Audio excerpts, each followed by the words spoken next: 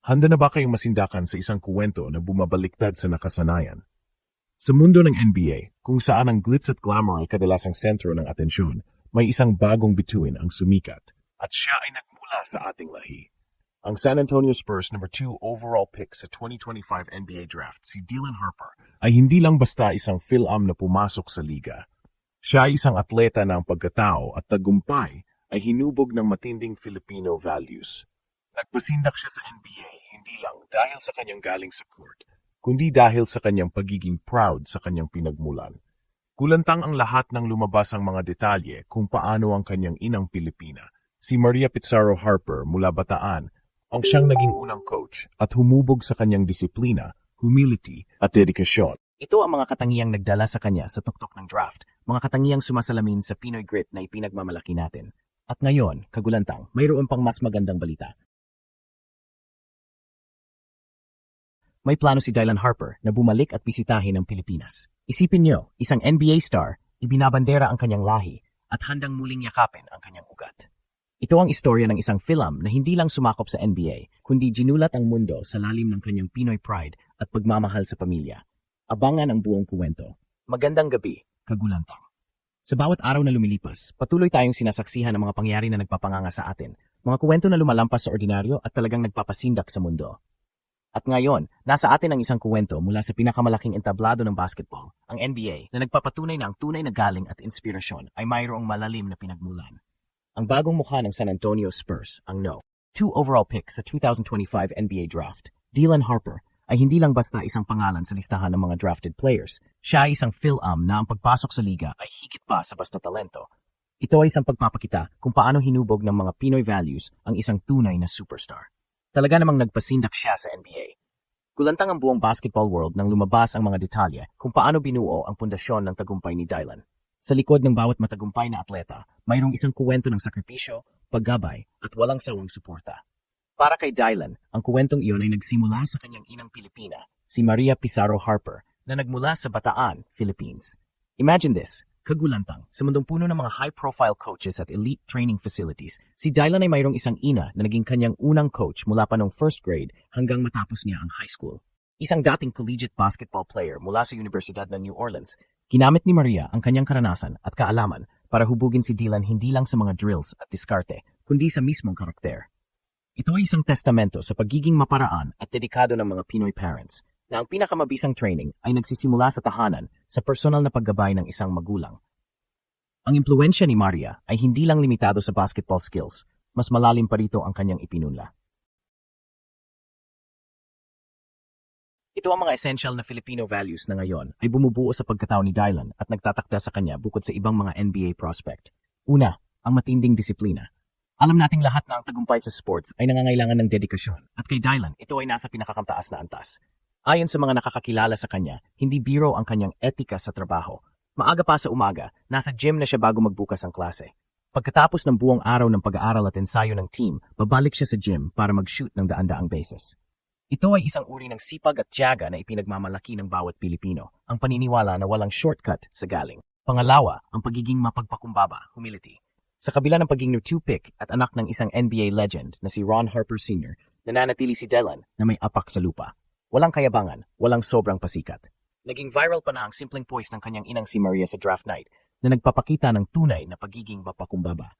Ito ay isang katangian na sadyang nagpasindak sa mga NBA analysts na sanay sa mga atleta na puno ng theatrics. Ito ang patunay na ang pagiging Pinoy ay hindi lang sa kulay ng balat, kundi sa ugali at puso. Ang kanyang tagumpay ay hindi niya iniyangkin na mag-isa. Palagi niyang binibigyan ng kredito ang kanyang pamilya at ang mga naghubog sa kanya. Ito ang kuwento ng isang Phil-Am na hindi lang nagpakitang gilas sa court, kundi ginulat ang mundo sa kanyang natatanging karakter na hinubog ng kanyang pagka-Pilipino. Hindi lang basta isang NBA player si Dylan Harper. Siya ay ngayon isang naglalakad na testamento ng Filipino pride sa global stage. Ang kanyang istorya ay lumalampas sa mga hangganan ng basketball court at sumisid sa lalim ng kanyang kultura. Nagpapakita kung paano ang mga aral at tradisyon mula sa Pilipinas ay direktang humubog sa isang world-class athlete. Si Dylan ngayon ay isang simbolo, isang tulay na nag-ugnay sa milyon-milyong Pilipino sa buong mundo sa pinakamataas na antas ng sports. Ang kanyang tagumpay ay hindi lang personal. Ito ay tagumpay ng buong lahi at talagang nagpasindak sa marami. Ang pamilya Harper ay isang pambihirang halimbawa ng kung paano mapapanatili ang mga Filipino traditions at values kahit na lumaki sa ibang bansa. Ayon sa kanyang inang si Maria, sinigurado nilang maging bahagi ng kanilang buhay sa New Jersey ang mga kaugaliang Pilipino. Ang pagpunta sa simbahan tuwing linggo, ang pag-oorganisa ng Sunday dinner sa bahay ng lola niya, ang pagdiriwang ng mga holidays na magkakasama at ang pagiging tight-knit ng bawat miyembro.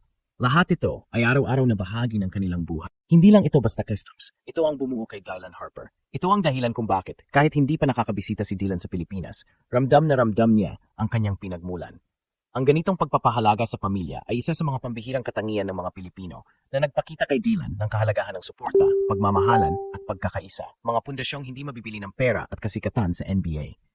Ang kanyang lola, si Lola Lilia, ay may malaking papel sa paghubog ng kanyang pagkatao na nagpasa ng diwa ng pagiging malapit at konektado sa bawat miyembro ng pamilya.